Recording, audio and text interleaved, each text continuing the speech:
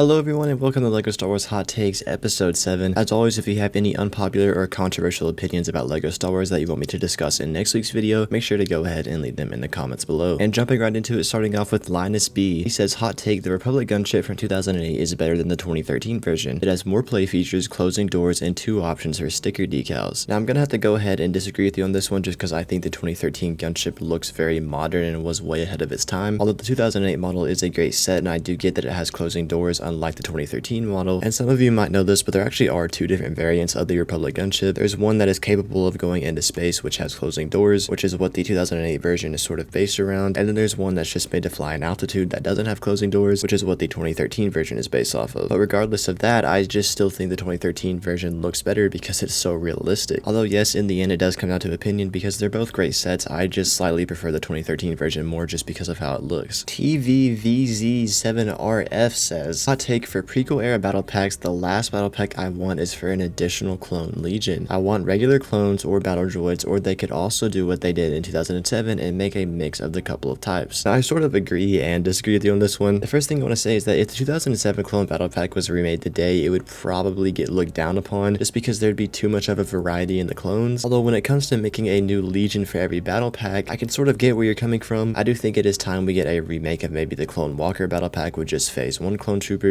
or maybe not a Clone Walker battle pack. We could easily get a speeder battle pack based off of Geonosis with phase 1 clone troopers, or we could get some type of Walker battle pack that contains phase 2 plain clone troopers. Although there are some legions that do deserve a battle pack, most notably the Galactic Marines, the Shock Troopers, and the 327th Troopers. I honestly would have much rather gotten any of those in a battle pack than a 332nd battle pack that we just got. So yes, I do think it's time for some more plain white clone trooper battle packs, although there are still a few legions that deserve a battle pack of their own. Christian Waters says, hot take, the 2003 Clone Wars deserves its own wave of sets before any future 2008 to 2019 Clone Wars sets. Now, as much as all of us would love this, I just don't really see it happening. I'm not gonna say the odds are completely zero because LEGO did make Anakin's Jedi Starfighter back in 2015 based off of the show, and last week when someone said that LEGO should make more Legend sets, I talked about how Disney probably doesn't really want LEGO to represent Legends that much, although about a year ago Disney did just add the 2003 Clone Wars to Disney Plus, so obviously they want people to know about the show, so that actually does kind of up the odds of them making a 2003 Clone Wars wave in my opinion. Now there's a few sets I can think of that would actually be good for a wave from this show, like some type of battle pack that includes ARC Troopers, Asajj Ventress' Starfighter, maybe some type of Anakin versus Asajj Ventress set, but that's very unlikely. And then how could I forget, of course, some type of set that includes Dirge, maybe Dirge's Speeder versus Obi-Wan's Speeder. Those are all great concepts that I do think have a very slight chance of becoming sets, although 2023 was the 20th year anniversary of this show, and LEGO didn't make one single set from it, so honestly I don't see it happening in the near future, but many years from now it might. Balls8305 says, hot take, I think the normal stormtroopers are better than the clones. Clones just feel like utter chaos with the colors and designs, but the uniformity of the stormtrooper allows for great mass army building and the feeling of an impressive Imperial army. Now, I think they're both great for army building, although I do like the clones better just because there's way more of a variety, which allow for a variety of different armies that can look really cool in mass numbers. I mean, there's just so many different legions and variants that LEGO has made over the years. That's just exciting and kind of cool to have that big of a variety, and LEGO just hasn't really made that many stormtrooper varieties compared to clone trooper varieties. I mean, obviously there's a huge number of stormtrooper varieties in universe they could make. That's just super unlikely, especially considering the fact that they're barely making stormtroopers nowadays. So really, I do like them both a lot. I just like the clones a little bit more because there's such a huge variety. Ketchup Dragon says, hot take, I think the Kashyyyk Scout Trooper minifigure looks super derpy. I know it's like that in the movie, but I wish they just used the Imperial Scout Trooper mold instead. Now yes, the Clone Scout Trooper helmets in episode 3 are shaped a little bit differently than the Imperial Scout Trooper helmets. Really the only difference is that they're just a little bit bigger, and sort of the top hood part kind of sticks out a little bit more, but I don't think it looks derpy or goofy in any way. Actually, in my opinion, I think it looks a little bit more aggressive, and I actually like that a lot, and I think LEGO did a great job for the mold they made for this minifigure, and I'm glad there's a distinction between it and the Imperial Scout Trooper. User XD9, yeah, I'm not saying all that. Anyways, he says, hot take, the ARC Trooper from the Commando Droids versus Clone battle pack was unnecessary and would have been better in a dropship or any other Clone Wars vehicle, because if you were to build a Special Forces unit for your Grand Army, you would have 5 ARC Troopers, which nobody wants. Now, as much as I hate to say it, this is actually true. I mean, the ARC Trooper versus Commando Droids battle pack really was kind of a weird set. I mean, you got 2 Commando Droids, which aren't really needed for army building, and then you got an ARC Trooper and an ARC Trooper. It was just strange to get that in a battle pack, and obviously if that came out today, people would trash on it all the time. But on the other hand, it is the only battle pack that LEGO has ever made an ARC Trooper in, so that's really why it's held in such high regard today. So yeah, I do agree this was kind of a bad bad set for an ARC Trooper, but I mean, at this point, over 10 years later, it's all that we've gotten, so there's really nothing we can say about it. So yeah, I do agree this was kind of a bad set for an ARC Trooper, although again, it's the only time LEGO's ever made an ARC Trooper, and ARC Troopers are held in such high regard, so obviously this set is going to get praised by the community. Carter Morosky says, hot take, battle packs should be released alongside larger sets as supplement minifigs. They did this with the AT-AT and the Snow Trooper battle pack. They could put the officers and name characters in the bigger set and only troopers in the battle pack. They should have put Captain Vaughn in the AAT set and 4 regular 332nd troopers in the battle pack. You could also get a Fleet Trooper battle pack with the Yavin 4 set. And oh my gosh, I could not agree with you more on this. Now obviously this sort of would limit the battle packs that LEGO would be able to make, as I mean there's no other Clone Wars Season 7 sets coming out this year besides that battle pack, and the AAT you're talking about came out in 2020, so that wouldn't really work because they'd be releasing 3 years apart and not with each other. Although when it comes to other sets, this is definitely a great idea, especially with the Yavin 4 set. I mean, getting a Rebel Fleet Trooper battle pack remake alongside that would be absolutely amazing, or maybe like a Shock Trooper battle pack along with the Coruscant Guard gunship. I mean, this really is just a great idea, but after seeing what LEGO has done with the battle packs this year, I don't really see them doing this again. Sean Watson says, hot take, LEGO needs to stop making just primarily Starship UCS sets and should branch out into other vehicles like an AAT or even a remake of the ATST. Would be a breath of fresh air with the constant Starship sets. Now this is definitely true. I'm pretty sure we all want more ground vehicles as UCS sets, although the thing is Starships are just easier to display and they honestly kind of look better on display, and not to mention there's a way bigger variety of Starships they could make. I mean, just having a bunch of Starships on display looks really cool, like having an X-Wing and a B-Wing and an A-Wing and a Y-Wing. They all just look really good on display with each other, and then not to mention like the Star Destroyer and the Tantum 4 and the Venator coming out later this year. I mean, they all just look good on display. Although some ground vehicle UCS sets that I think are overdue are mainly an ATTE and maybe an MTT. I don't think an AAT is very likely, but definitely an ATTE and an MTTR, or maybe even some type of ATRT with a buildable clone trooper on top of it. I mean, in the end, it really just comes down to displayability and that there's more options for Starship UCS sets. Master Lego Cat says, hot take, stud shooters weren't that bad, and if you didn't like them, you could connect the 2 dots and make a rocket launcher or a mortar. And honestly, Mr. Master Lego Cat, I'm gonna have to disagree with you on this one. I think spring-loaded shooters and stud shooters were great when they were implemented onto ships, although the stud shooters as actual blasters was just not the best idea. They looked super bulky and they kind of just ruined a lot of battle packs. Well, not completely ruined. I mean, the battle packs were still great. They just weren't as good as they could have been. And I mean, yeah, you could customize them and make cool stuff like you said, but it just wasn't really worth it. I mean, me and I'm pretty sure a lot of other people would have much rather just gotten normal blasters and just left these stud shooters and spring-loaded shooters to stay on the actual ships. Anyways, guys, that's all for this week. As always, if you have any controversial or unpopular opinions about LEGO Star Wars, make sure to go ahead and leave them in the comments below. And if you want to check out more of my videos, you can see them on the end screen right now.